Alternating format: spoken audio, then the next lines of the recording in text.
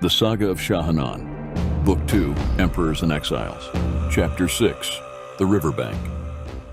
The darkest little tavern on Harbor Street remained the destination to meet up after both were certain they were not followed. They crossed paths twice to watch the others back up, then circled around to get to the broken door. It was not discussed, just simply done out of habit. Orion went faster than he normally would have, but he felt he needed a drink before facing whatever evil it was that had brought him to Broston. He drew a battered hood over his head and kept up the pace of one who knows where he is going and just wants to get there. Even still, he backtracked and confused his trail more than he might have on any other night. Twice he stopped, waited and watched, then moved on again. There was something brewing under the crowds and streets of Broston, and every instinct told him to go quickly and find support. But he stayed, paused, and watched. There was no support to find. His church was corrupt and had cast him out. Wizards were rogues, and wealth was dirty. Whatever path he took, he had only one friend, and that was Jamie. Folding his arms over his chest, he pulled his cloak tight with a shiver, knowing very well that whatever was stirring in the shadows was a darkness that he and Jamie could not have bested, even when they were at their closest. Now, they would be lucky to even understand who their enemy was before they were overtaken. He wondered if Jamie was aware of that truth. Dark thoughts plagued him as he reached the tavern. It was a horrid little wreck of a building. The door had been broken many times, only to be nailed back together. The window was boarded up, and the stink of 100 years of debauchery hung heavy in the air. Even when new, this place had to have been cheap and poorly made. Now it was held together with borrowed lumber and heavy nails, crumbling and patched plaster, and 100 years of grime. He found it a little funny that the name of the place was the Broken Door. There was some humor to that, at least. The people inside were as broken and run down as the building. Orion made it to the bar and dug a few purposely broken coins out of his pocket. He was overdressed, but not too far from a red light district, so random wealthy lords would not be too uncommon here. He didn't think he looked noble, and he certainly didn't feel it, but perhaps a man like him might be hired to watch the back of a young lord, such as Jamie would appear to be when he got there. "Whiskey," he said. He left the chopped coins on the bar top. By old imperial law, the broken coins were not legal, but the laws of recent had changed that. Silver and gold coins both, even copper and tin coins had been chopped into bits. It made the poor able to use coins and maintain a hint of currency rate, but barely. The economy across the globe was driven by the church, and the church was driven by the pontiff. Something in his chest tightened, maybe in anger, at the thought of the pontiff even considering they chopped the coins apart. It seemed a crime to destroy a coin that was older than most trees in the empire, and which held a magic that kept them untarnished and mint fresh. The faces of the empire, the great holy albatross, the avatars, angels, and emperors were all there. The empire of the past was slowly being removed from the very hands of the people. Orion got a battered cup with room-warm whiskey in it. He held it a moment, then shot the drink in one swallow and ordered another. The second one he sipped slowly, waiting until Jamie arrived. Jamie joined him without a word. He looked tired, leaned on the bar with both arms, and asked for wine in a weary voice. Orion put the coins out before the man returned with the wine. "Long day today?" Orion asked, trying to remember if Jamie looked that tired when he had first gotten to the inn that afternoon. They are so afraid of their own gifts, it's hard to get them to even begin to see anything good in it. Of all magics, healing should always be seen as evidence of divine will. He sighed heavily and shook his head. It's sad, Orion. Just sad. Jamie's mind had clearly gone back to his classes, and he seemed to have forgotten the play. "It's wrong, Jamie. Even in our lifetime, things have changed. The human population just passes too quickly, and the fewer and fewer Purtons who are alive to maintain the continuity, the worse things get." Careful, Orion, Jamie said softly. God only knows how closely they watch you and what they listen for. They want you as proof that wizardry is dangerous, and such talk will do more than get you arrested. But yes, I know. I see it. As much as the church is not what it was when we were young, I'm sure it is less what it was in days past than it was in our youth. For nearly an entire age, the Church of Pert has been a beacon of light and tolerance, and now its own people are scared to even lift their eyes. He nodded to the man who brought the wine. Glasses, sir? The man asked. No, Jamie said. thank you, the bottle will be good enough. He took a drink of the wine and turned for the door. Orion took the last of his whiskey in one swig and followed his partner out. Jamie offered him the bottle once outside, but Orion shook his head and let Jamie keep it. They didn't talk as they walked. They cut through the lower streets and slums of the city, down to the river and past long-abandoned buildings and collapsed homes.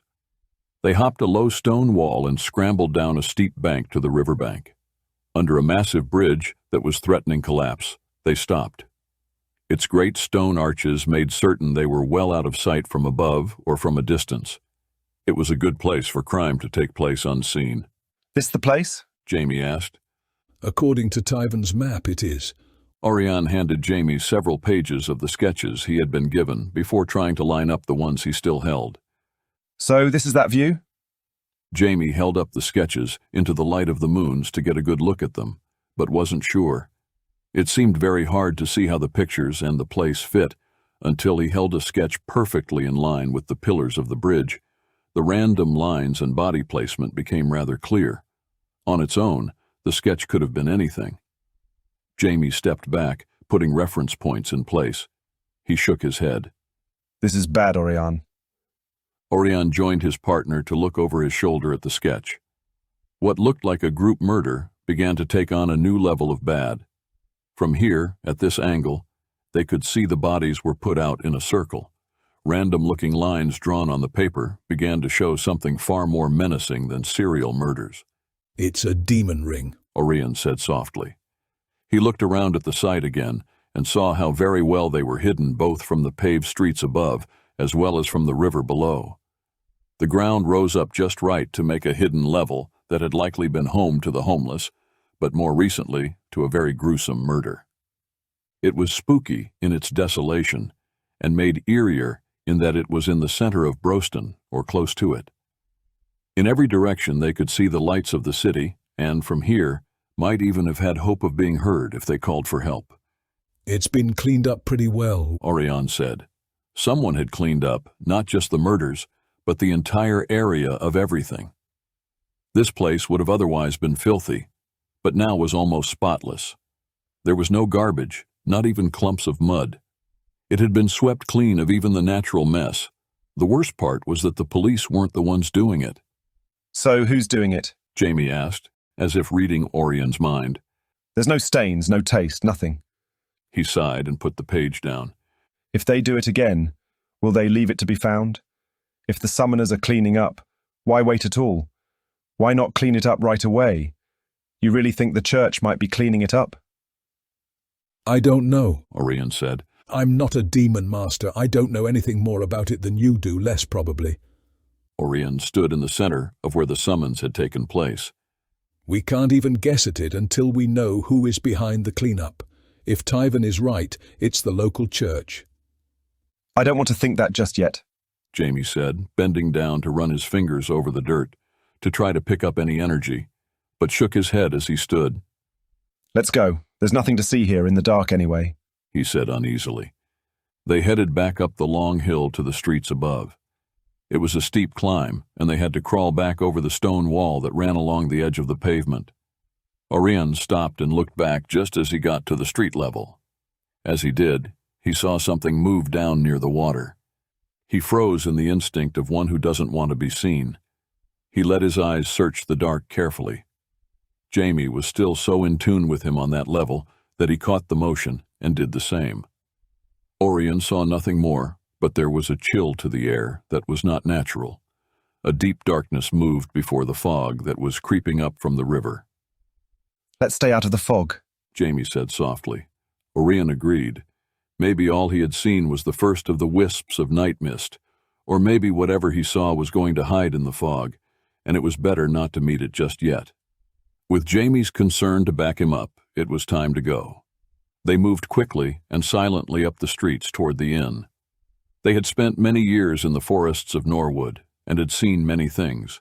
They had learned to know what they were about to fight before getting in a battle. It had kept them alive for decades, past the normal lifespan of hunters. Something was in the city, and it was far more than just another vampire, a mere ghost, or a serial murderer. They had been doing this too long to have any illusions that it was something so simple. I don't know what it is, but I don't like it, Jamie said, once they were back to the inn.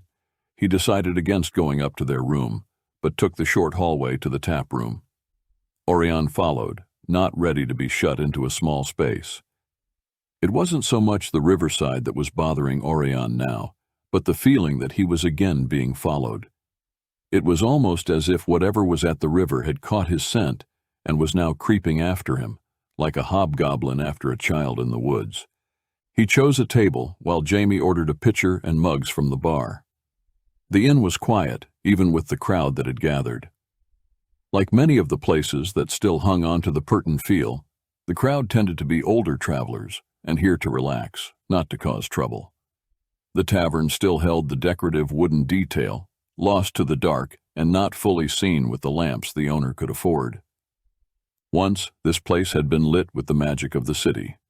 The king, on his throne, had infused the entire city with light, offering heat and running water for all the buildings built by the imperial design. Now, with the king not chosen by the emperor, and thus not blessed by the angels, the lights had gone out. It was not just in Broston, but all cities of Pert had fallen dark. Sewers no longer ran, and water did not flow as it had once. The city had become stagnate. For good reason, the older Purtons were right to deny Jerome as ruler of church and state. Jamie set the full mugs down with care. You sure we want to get involved? He asked. Orion looked up at his partner. They had fallen so far apart that such a statement seemed odd. Had they lost what it was to be hunters? How could they not be involved, and yet Orion felt it as well. He felt too old, too tired, and too distant to really feel it was his problem at all. Jamie met Orion's eyes as he sat. We escaped once. You really think he is going to let us do it again? Jamie asked him softly. Orion felt his heart tighten. They had never spoken of that year. Jamie had never mentioned it once the church had stopped asking. Orion could not remember any of it, but it haunted him. Everything had seemed to be in order, but Orion had never felt it to be true. With that one question, it seemed Jamie knew it was a lie as well. Orion wondered if Jamie had lied to him about the validity of the reports. Or had Jamie blindly lied for him to the demanding questions of the church officials? Either way, once they had left the healers, they simply pretended it had never happened. He wondered if Jamie realized that Orion didn't remember anything but shadows and flickering nightmares. If it's that big, who else can hope to do anything about it? As far as they know, we are unaware of anything, Orion said. As far as we know, Orion, that does not mean it's fully true. I just don't want to get into this and then find out you don't want to be in it at all. Of course I don't want to be in it, Orion said, taking his mug, annoyed at the world and nearly everything in it. Unfortunately, the reality is that we both are in already if we want to be or not. He looked back up to his blonde friend. Do we step aside and ignore it, or do we step up and face it head-on? What's the bigger sin? Jamie jerked the tie out of his hair to ruffle up the blonde curls. He then took a drink of his beer, clearly troubled. I'm involved with the classes. There isn't much I can just go do. The best I can do is try to keep their eyes on me and help to figure out the clues you gather. I'm honestly shocked the Archbishop hasn't stepped in and put us under watch yet. I'm sure he will if we are here too long. All I know is there was something out there, and there was someone who went to a lot of work to hide things. Orion nodded. I know, Jamie, he said. He stopped from saying more as he noticed a man slip into the tap room. The man was doing a good job at hiding his face in his hood, and yet was not so good as to hide the fact that Orion had seen the hood before. He took a sip of beer as the man sat at the bar. Orion didn't like it. He had spent too many years living a double life to be so accepting of someone following him. It seemed when they did, it was never for anything good. Relax, Jamie said. You look ready to choke someone. I don't like being followed, Orion muttered. But he did relax and leaned back in the chair. So what are you teaching? He asked, changing the subject. The basics. How to ground and find center. I have been introducing the concepts of shields and transferred energy. It's almost shocking how little they know. Many of them are even afraid to hear what I am saying, let alone do it. You know, I really do not think God intended for us to lose the knowledge of all of this, He said, repeating what he had been thinking earlier that night. You think God intended for the Empire to fall? The Empire didn't fall on its own, Orion. It was betrayed, He said with a little more force than Orion expected. Jamie grunted and poured himself more beer. Free will is a powerful thing, Orion. God will aid those who serve his will, but we have to choose to do so. Orion watched his partner drink while he slowly sipped at his own mug. Jamie had changed in the last few years. He had actually put on weight. He wasn't fat, but he had developed an unlikely heaviness to him that healers just didn't carry. He had also let his hair grow longer than normal, perhaps in an attempt to control it better. It was usually tied up tightly, the curls bound into obedience, but they were free at the moment. There was more to it than longer hair and a little weight, though. Orion couldn't put his finger on it exactly, but his partner didn't look healthy, in spite of the fact that he was a master healer. Orion had to wonder why Jamie would let himself go that much. The man's good looks had become a tool he had learned to use well. To let that slip from him was to lose one of the best weapons he had, in the games of politics that they had to play in Kos.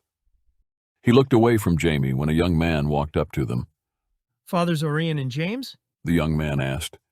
Why is Orion always first? Jamie asked, leaning back and looking up. Why is it not James and Orion? What do you want? Orion demanded. The The young man faltered over Jamie's question. Archbishop has requested you to come to the palace. Jamie grunted. Of course he has. He took a long drink. Tonight? Orion asked. It's late. We were just headed to bed. Tonight. He has rooms ready for you, I am sure.